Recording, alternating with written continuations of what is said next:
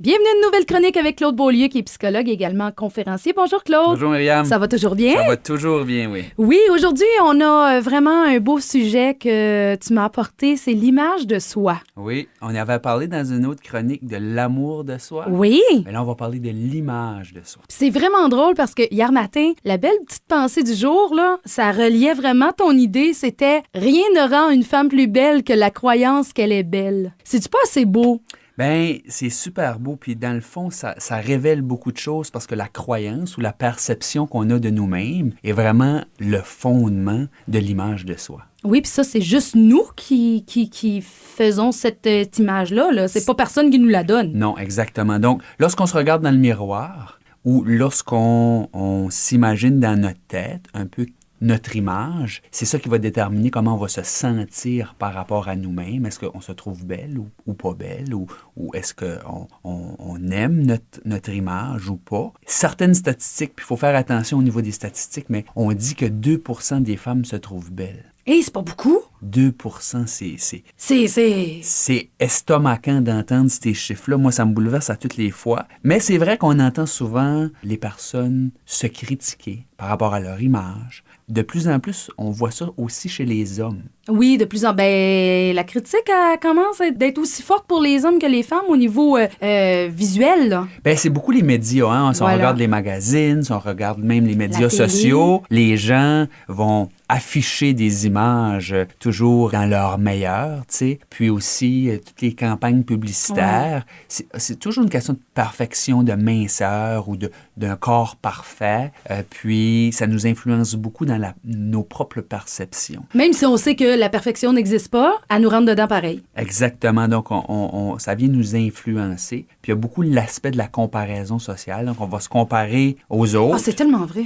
Mais on va se comparer aussi à l'image que la société nous envoie. Donc, on va se comparer à ces modèles-là, à ces images-là. Puis, comme tu mentionnes, la perfection, ça n'existe pas. Donc, souvent, on se retrouve à être comme déçu de soi ou de son image ou toujours vouloir ressembler à quelque chose qui est pratiquement inatteignable parce que c'est dans les extrêmes. Hein? Oh, oui, oui. Puis, la majorité de la population ne se retrouve pas là. Donc ça a un impact sur notre estime, ça a un impact sur... Puis même, il y a un gros pourcentage, ici on parle de 60%, là, j'aimerais avoir les données exactes, là, voir la précision de ces données-là, mais on dit que chez les jeunes femmes, 60% vont s'empêcher de faire certaines activités à cause de l'image de leur corps. Ça fait mal à entendre. Ça, là, ouais, parce que là, on l'avait pas précisé, mais l'image, c'est souvent le corps humain. Oui. C'est pas nécessairement à l'intérieur. Non, puis ça devrait être centré davantage sur notre beauté intérieure. C'est un peu cliché de dire ça, mais il y a dans d'autres cultures où l'image est différente. Ah oui, les standards carrément. sont différents, les courbes sont beaucoup plus appréciées, puis on va avoir des valeurs où on va être centré sur des aspects différents. Il y a certaines entreprises qui ont mis beaucoup d'emphase justement pour redonner à la nouvelle génération s'approprier ce pouvoir-là de dire « je suis bien dans mon corps ». Puis d'avoir des campagnes publicitaires qui vont justement illustrer des corps normaux, Ouais. en sous-vêtements ou en habit de bain. Puis c'est des images qu'on dit un peu choc parce que ça sort de la norme. Hein, c'est pas ça on est habitué de voir. Ouais, mais... la norme, c'est ça, on est habitué d'être projeté dedans. Là. Mais, dans le fond, c'est ces images-là qu'on devrait voir. Parce que c'est ça, la réalité. Donc, ça nous donne ce recul-là. Ça nous aide à avoir une vision plus juste, dans le fond, de l'image. Puis ça part de nous, hein, d'abord. Hein, puis c'est nous qui mettons la barre extrêmement haute. Tu dis ça part de nous. Faut que je vous parle d'une expérience qui a été faite. Puis c'est très, très intéressant. On a pris un artiste qui fait des portraits robots. OK. Puis on l'a mis dans une salle. Puis il y avait un rideau qui séparait l'artiste et le modèle. Modèle. Puis on demandait à la dame de se décrire pour que lui puisse faire le portrait. Ah, c'est bon. Okay? On observe que les gens ont tendance à sortir leurs défauts, mettre de l'emphase sur certaines caractéristiques de leur corps. Donc, un peu plus une vision négative de soi. Et peut-être amplifiée. Amplifiée. Donc, ça ressortait sur l'image. Puis ensuite, on demandait à une personne qui était dans la salle d'attente qui avait eu des contacts avec la personne, de venir, puis cette personne décrivait d'un point de vue extérieur l'autre personne. Ah, c'est bon! Puis là, on pouvait comparer les deux dessins.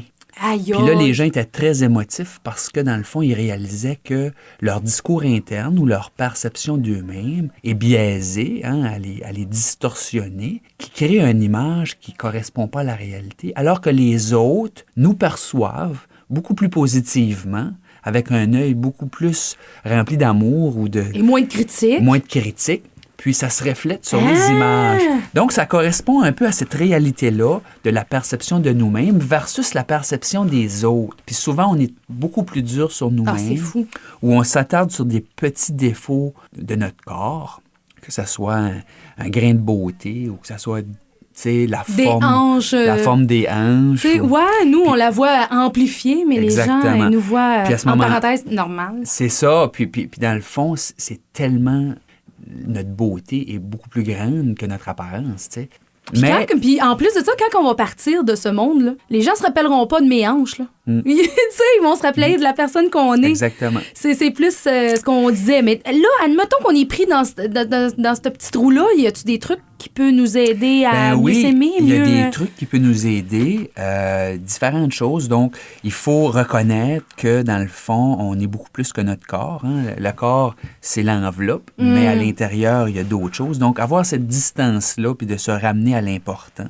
On peut faire aussi une liste de 10 choses que vous aimez. Wow. Donc, au lieu d'être concentré sur ce qu'on n'aime pas, hein, parce qu'on l'a dit, la perfection n'existe pas, on peut se concentrer sur ce qu'on aime de notre corps ou de notre image. Donc ça nous aide par rapport à notre estime. Aussi, ne pas s'attarder sur les parties du corps, se voir comme une personne entière. Hein, fait qu'au lieu de mettre toute notre énergie sur certaines parties, de se voir comme cette partie-là fait partie d'un ensemble, puis dans le fond, il y a des parties que je perçois positivement aussi. S'entourer de personnes positives. Ah, bien sûr. Donc, de recevoir des renforcements, ça va avoir un effet positif. Ça, c'est encore quelque chose qu'on a de la misère à prendre de nos jours. Hein? Quand on a quelqu'un qui nous donne un compliment, on est comme mal à l'aise. Puis souvent, on va réagir puis on va dire « Ah, toi aussi! » On retourne ce compliment-là parce qu'on n'est tellement pas habitué de se faire dire des belles choses. Donc, moi, je vous encourage à dire simplement merci. Oui. Puis souvent, c'est ça, ils appellent ça la disqualification du positif dans les jargons psychologiques. Mais on a tendance à faire ça, de dire quand on reçoit quelque chose de positif, on dit « Ah, tu sais, dans le fond, on va minimiser. Hein? » Comme si on le méritait pas. Comme si on le méritait pas. Puis lorsque c'est négatif, là, on va le prendre. C'est vrai! Puis là, ce qui arrive, c'est que dans notre psyché, dans notre fonctionnement psychologique, ça nous apporte à avoir constamment une estime qui est plus bas, dans le fond, parce que ce qui est positif, on le rejette, puis ce qui est négatif, on le garde. Bon, donc, c'est là, des on fait stratégies, le contraire. On exactement, garde le positif. d'être capable de dire merci, tout simplement, puis d'accepter le compliment. Aussi, dans le fond, d'être gentil avec soi-même, c'est des choses simples, des choses clichés, mais qui sont vraiment importantes. Hein. Ce qu'on ne dirait pas aux autres, pourquoi on se le dit? On se néglige beaucoup. Des petits conseils ou des petits trucs, dans le fond, qui peuvent nous aider à se percevoir beaucoup plus positif. Oui, parce que malheureusement, ça peut même nous amener à des troubles alimentaires, toutes ces histoires-là. Tu sais, il faut faire attention là, de s'autoconclusion, mais pour certaines personnes, on peut être plus vulnérable, justement, à certains troubles. Puis, entre autres, il y a des troubles qu'on connaît, comme les troubles alimentaires, l'anorexie ou la boulimie, qui sont en lien, justement, avec l'image de soi. Puis aussi, en anglais, le Body Dysmorphic Disorder, c'est d'avoir un désordre qui est relié à une perception négative d'une partie de notre corps. Une imperfection, disons. Ouais. Puis là, ça prend beaucoup de place dans notre esprit. On est comme obsédé par cette imperfection-là qui nous apporte vraiment à nuire à notre qualité de vie. Donc, dans ces situations-là, il y a de l'aide qui existe. Puis parfois, c'est de l'aide médicale, parfois, c'est de l'aide psychologique, mais il y a des désordres qui sont quand même assez sérieux. Puis ça nécessite des interventions. Mais pour monsieur, madame, tout le monde, souvent, on ne se rend pas à ces degrés d'intensité-là. Puis c'est vraiment juste une perception qui est achalante ou dérangeante, puis qu'on devrait peut-être pas, justement, se rabaisser parce que la société nous renvoie ce message-là. Donc, il ne faut plus s'attarder à ça. On devrait monter le positif de notre image. Merci beaucoup, Claude. Si quelqu'un a besoin d'aide, à quel endroit qu'on te trouve? Au Centre Musette Imagigo, numéro de téléphone 223-0900. Merci beaucoup. Merci.